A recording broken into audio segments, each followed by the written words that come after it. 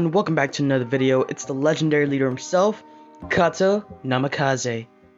Alright everyone, and as I promised you guys, time for the consistent upload stream.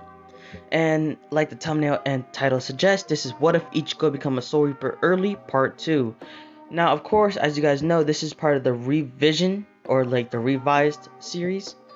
Because considering how the original version of What If Ichigo Became a Soul Reaper early, I actually sort of messed up on it. I missed a lot of important information, and all around it came out like a ginormous mess. And this revised version is my redemption.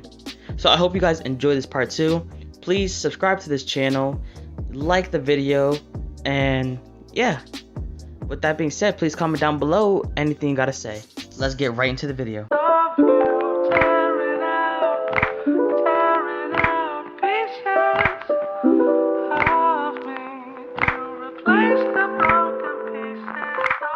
Said everyone, where we last left off on the story, Ichigo was told of how the Soul Society will deal with him and whether it would be his eating habits, his education, his friend group, and especially his life. As of now, he sort of belongs to the Soul Society as a Soul Reaper in practice. So basically he's a slave to them because of the stupid shit he did. Now, we're going to talk about the current Ichigo. At this moment, Ichigo is complaining to his father about their situation and how unfair it is, but Ishin is not having it and wonks him on the head. Listen kid, this may not be fair, but at least we're alive and together, alright? Ichigo pouts while nodding to his father's words, accepting what his father says, but he still feels some type of anger about their predicament. The next day, a group of Soul Reapers knocks on their door, and as Ishin opens it, he sadly knows why they're here, as they ask for Ichigo to come with them. Ichigo, with his usual sass, gathers his stuff, gets dressed in his uniform they gave him, and taking a sword of some sorts. This sword is called an Asauchi. Now, for all of those that have not read the manga or stuff like that, an Asauchi is a sword with a nameless soul in it. Alright, when a Soul Reaper in training gets one, they train with the Asauchi and eventually engraving it with their own essence. That's how a Zanpakuto is created, and how from nameless it gets a name along with power. Also, by the way, please, if I got anything, feel free, if I got anything wrong, please feel free to correct me in the comments below. But back to the story at hand. At the Soul Reaper Academy, instead of going with the majority of students within classrooms, he instead is led to a private room that can be located far east of the school.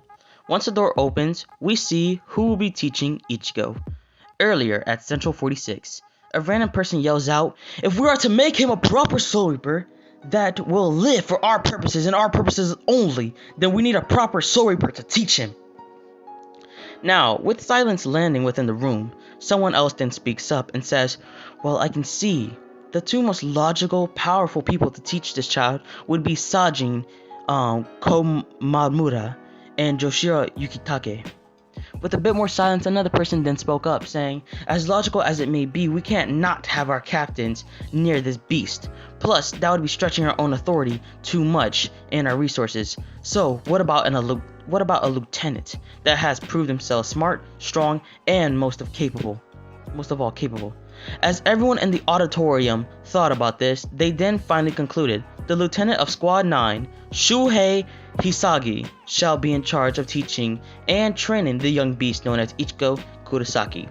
The reason they picked Shuhei, everyone, is because of his righteous heart and that it has been hardened under Kaname Tosen, the captain of Squad 9. Also, they know Shuhei has at least somewhat captain levels of strength. The reason why I picked Shuhei is because during the light novel called Can't Fear Your Own World, we find out Shuhei actually finds a way to use Bankai, and his Bankai is pretty powerful. Alright, not only that, he has proved himself to have a very strong, righteous heart, or like all around a strong will, and he follows what's right. So I can see Shuhei being pretty dang strong. Back to our present moment. Though Shuhei really doesn't want to do this job because he'd rather be doing missions and actually helping others, but his captain Tosen tell him that by teaching this child named Ichigo, he'll be influencing the future of the Soul Society. And this honestly, convinces him because he wants to make sure there's other people with righteous hearts out there instead of the corrupted people of the Soul Society. Ichigo is presented in front of Shuhei, as Shuhei himself is shaping Ichigo up. But this doesn't last long, as Shuhei goes back into a straight form and tells Ichigo to sit down. With of course his usual sass, he goes to his desk and sits down. Now, what was unexpected is that the two other children enter the room. These two children were child prodigies, but sadly they didn't meet the age requirement. They weren't accepted. Those two are named Kato Namikaze and Tori Suzuki. Now, before you leave an absolute objection, please let me explain. Alright, honestly, I was originally planning to have any other OCs included in the story, or try and find like other characters from different light novels or characters from like later down in the story. But I think what's the hurt in this? Alright, but it just by me adding these two characters, it wouldn't be that boring. Just saying that Ichigo just grew up as a robotic soldier. Alright, wait, sorry, I confused myself there. What I meant to say is that originally I wasn't even planning to have OCs in this story, everyone. I was planning to have Ichigo by himself. Alright, but that would make Ichigo a robotic soldier. Wait a sec, actually that does sound cool, but it would backfire immediately. So I feel as if by adding two prodigies that were just too young, it would work out nicely, since now they can be added and they can be Ichigo's first known friends that he would trust dearly, also giving him a reason not to hate the Soul Society completely. So with that being said, let us continue. Also, credit to the author for their art. Hopefully you guys will see it on the screen soon. Those are the characters I'm going to be using for the story. And so the three children sat down in their respective seats, ready to start the lesson. The first lesson was a bit of mathematics. Now, most questions asked would have been answered by Kato, but the next lesson would be LA. This would be absolutely manhandled by Tori. That sounded mad gay. Tori's a girl. Alright, continuing. Lastly, before their lunch break, it was history class. This class would have actually sort of enjoyed it by the students due to their fascination in the topic of the Quincy War.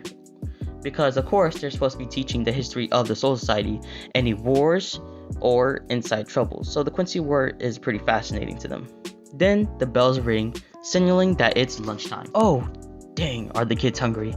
And so they brought their they're given bentos, which are basically lunch boxes. For today's lunch, they received a few rice balls, a side of curry, and fried fish. I don't really know. I just thought of something random.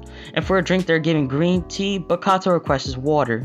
Now, I would say after 15 minutes of savagery, they finished their food and are to go outside to stretch and play around. And, burn some calories. And energy, of course. Now, this would be the time Ichigo begins to speak to the other kids, being Tori and Kato. Ichigo. So, hey, how are y'all? Ichigo says. Kato replies saying, still as shit as I got here. Ichigo, confused, didn't really know this was sarcastic, says, oh, okay. Kato immediately notices this and then speaks up again. Dude, I'm kidding. I'm doing great, what about you? Ichigo sort of relieved about this, a little less awkward about it, feeling a little embarrassed, but he does reply saying, oh well, I'm doing good, thanks. An awkward moments of silence then befalls them. This is when Tori joined the conversation and says, so what do you guys like to do for fun? Now Ichigo didn't care much for talking to females, but Kato was nervous to say the least. And this is where Ichigo speaks up. I like playing sumo wrestler with my dad and playing with my baby's twin sisters. Tori, with a bit of just pretty much a smile on her face, replies saying, aw, that's sweet. Alright, what about you, Kato? Now Kato stutters his next response. I like to write short stories or long stories and scrolls, and I hope I'll be recognized for it one day. Also, I like to read stories that you can find at I like to read stories that you can find at public libraries. My favorite one would be Hado Philosophy. Tori notices this nervousness and takes note of it, and then speaks up again. Nice. Well, at least you guys aren't boring. Kato, a bit beguiled at this answer, to say the least, then says, well, what do you like to do? Tori replies saying, I like to train with my dad, Aizen. Lunchtime ends. As Kato is left amazed at Tori, Ichigo asks who is Aizen, and when he is told about the infrastructure of the Soul Society and the hierarchy, of course, in the most abridged way possible, now Shuhei speaks up. Kids, before you leave, I'm going to inform you on how your lessons will be from now on. And so they were told of what their training will be. Days such as Monday and Wednesday will be solely focused on history, ELA, and mathematics, or if we must, the boring stuff. Now, as for the rest of the days of the week, including Saturday and Sunday, will only be solely focused on training their Ryatsu, training them in skills, training them in hand-to-hand combat and swords. Tuesday will be training, I messed up there. Tuesday will be training their sword mastery and them getting to pretty much engrave the Asauchi with their essence. Thursday will be them to train in ways of Hado, Kido, and even Bakudo. Lastly, Friday should be the day where they get a test for all of these subjects. By the ways, the days such as Saturday and Sunday are not for training. They're actually the weekend, like in the real world or as in canon for them. It's basically the weekend, so they get a day off. I'm sorry I messed up there, everyone. But I said, Shuhei then says, any questions? Kato, he spouts a dim one. So, do we get special stuff? Shuhei honestly is confused at this and just asks, such as? Kato replies, like class parties for doing good or even baked sweets. Shuhei just face palms and replies, this isn't a daycare. This is where you are to be trained to be soldiers that will be expected to risk their lives on a daily basis. Got that? And Kato just a bit intimidated by him, just says, okay, I get it. Of course, not that rudely, alright, I'm just built different. But Shuhei then says, but if you exceed my expectations, then I shall reward you. So you must triumph in the obstacles that are to come. Nah, he just doesn't say this anymore. You guys can read the script, by the way, so I'll say that later. And so, past the years as they studied, trained, and fought, cried, raged, and all. But everyone, this is where I will leave you guys off for the next part. And by the way, just to make sure the series is not dead and forgotten, I'm going to ask for about, I'd say, 10 likes for now. And then I'll show you guys part 2. Now, please make sure to subscribe if you're new, like the video, and comment down below.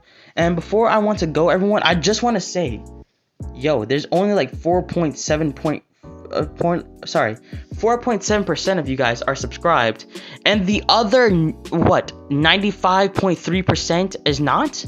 Like, pause. When I saw those analytics on YouTube Studios, I was like, this ain't right. So, if you are watching this video and you are not subscribed, subscribe now. What are you waiting for? An invitation? Because I'm giving you one right now. Sub to this channel. Become a part of my legion. Well, either way, everyone, with that being said, I'm gonna leave you guys off, and I'll see y'all soon. Well, adios. Peace.